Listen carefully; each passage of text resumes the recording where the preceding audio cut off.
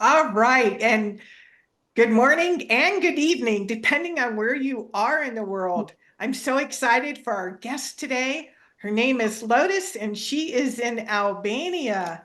And I'm so excited to share her with you and get to know more about her and who she is. And so, Lotus, if you would please tell us a little bit about yourself and your background. Hi, everyone. It's just wonderful to be here. And this really speaks to me because the statement from the Dalai Lama saying the world will be saved by Western women. And it was just that clarion call for me to keep doing the work that I've been doing, which is awakening as many souls as possible so that we could collectively go into the new world, and those of us that choose to go that way. And I was born without any veil. I had my fontanelle open, so I was living multidimensional worlds from from the time I arrived here on the planet. And so I saw and experienced life in a very different way than most people do. And it became very evident early on that I had skills and abilities and a connection with source that was guiding me along the way. And I would get downloads of what was going on, what would be happening, events that were going to happen in the future, events that were happen tomorrow, and that, which was difficult because in the early Indiana, Midwest, there was no books, there was no way to know what I was experiencing, and could I prevented this, or was I given this knowledge to make a change, or there was just all this questioning and difficulty about seeing and experiencing such an open view of the world. And I could actually see entities in other people's bodies, which led in later life to me helping to release those entities and to send them back to their homes. And so I became a counselor from very early age. People would sit and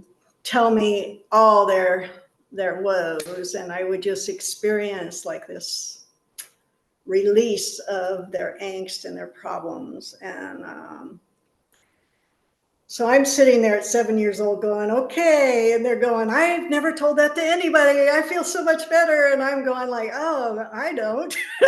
What do I do with all this muck around me, And so it was the real push to learn, to grow. And I read through entire libraries. I just was a sponge of knowledge, and I didn't sleep much most of my life. I just had so much energy and had so much going on, and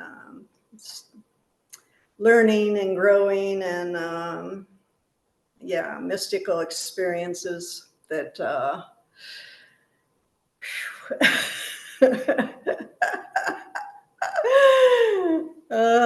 it's I don't know, my path as a healer has been one of being the cosmic janitor, cosmic cheerleader. And I've been guided and led to amazing teachers and beings in the world all over. I've been traveling and would get another piece of information or learn another modality. And so I've actually laid hands probably on thousands of people at this point, and planting that seeds of teaching. I started working with the angels, and it was a game changer. I had built this amazing retreat center, and people would just walk through the door and be healed, and just they'd be out in the spa and they would feel these angel wings coming over their shoulders. And just amazing healings going on. And so I was introduced to ayahuasca, and just really with that desire to grow and learn and open to more and more knowledge and abilities. And so I started teaching in South America and planting the seeds there. And to this day, they're still teaching the classes and courses, and they're working in the grade school with the kids and teaching them angel work and self-healing and nutritional consciousness. And yeah, yoga has been such an amazing journey for me to give and receive that, and the meditation and the guiding force of being able to connect in the higher realms at any time. And so, yeah, it's been a wonderful, wonderful life. And so now I'm in Albania because I'm decided I'm just the Healing Grace Mobile Ministry is not going to be so mobile anymore. So I'm just planting, and I have a big villa so people can come here and work with me and stay in residence for however long they want to experience some healing work. And I'm planting big gardens. I'm planning on mentoring the school children here, getting them to work with the gardens and then teach table to, garden to table and food consciousness, because there's not a lot here. And they just come out of communism for 20 years. So it's a whole interesting environment to be involved with. And I'm in a Greek village, and the interesting dynamics between the Greeks and the Albanians, and trying to navigate that. Not easy, but yeah, just really, really happy to be here. And I welcome sisters to come visit. Well, I absolutely love that. I can't imagine when you were younger, it had to have been really lonely not having elders or somebody that understood what was happening to talk to. Yeah, fortunately, I had horses, and I was in farmland. So my mom was hang loose mom. I would say, see ya. And I would go and spend the whole time out in the woods and in the fields and in the rivers. And so it was so healing and informative to really know the nature realms and know how nature functions and how we can integrate in it instead of trying to do the dominion thing.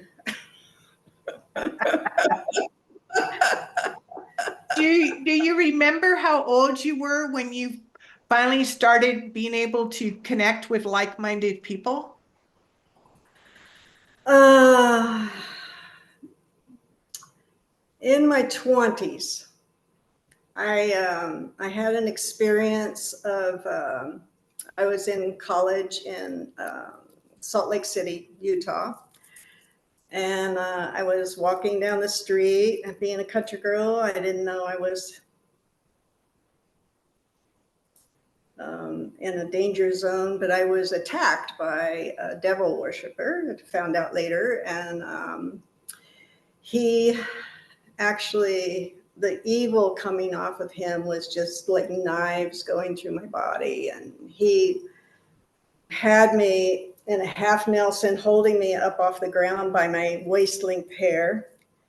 And I remember thinking, well, he's got a knife, he's going to kill me, but I'd be damned if I'm going to give him the pleasure of screaming.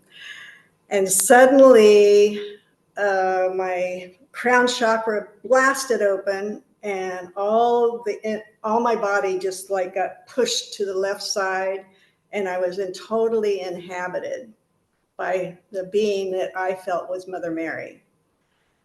And she spoke to the guy, and it froze him. She's going, "Is this fair? Is this really fair?" And I'm going like, okay.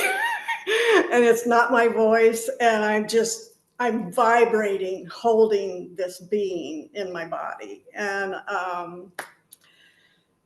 So I found out later, fortunately, a car came down the road, the presence left me, and this guy took me to the police. And the police says, oh, yeah, we've had 8 women killed by this guy, and you're the only one that's survived it.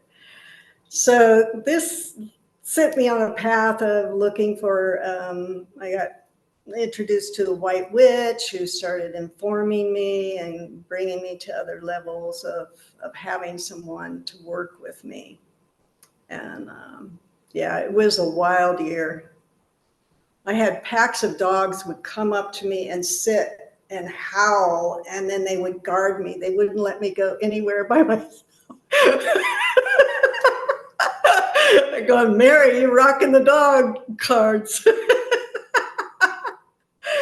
And they take pictures of me, and there would be actually dual images of me in the pictures. Wow. Yeah, it was just a wild year, I tell you. Just like, and that just started unfolding more and more and more And information. so now it sounds like you've been able to clarify and refine, um, I would assume, different processes to work with other people. Very many, yeah. I've taken multiple classes and courses, and I do hands-on healing. I got initiated in the early 80s in Reiki. And I was so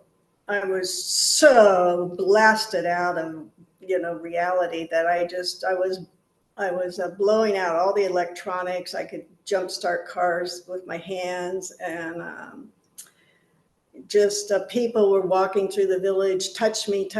And I was doing these miracle healings. I touched somebody, and all their problems would just go away. And yeah, that just started the whole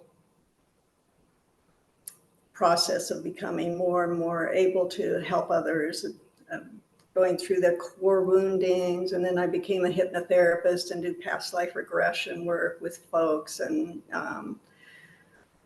yeah, the angel healings is the basis of my work.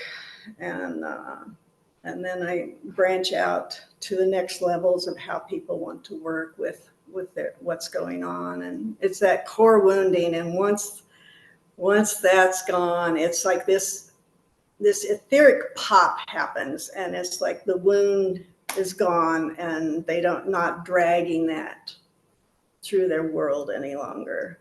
And I love my work. It's wonderful. I mean, you see people before and after pictures, and like 10 years is gone, and they're radiant, and the light is shining through them once again. And yeah.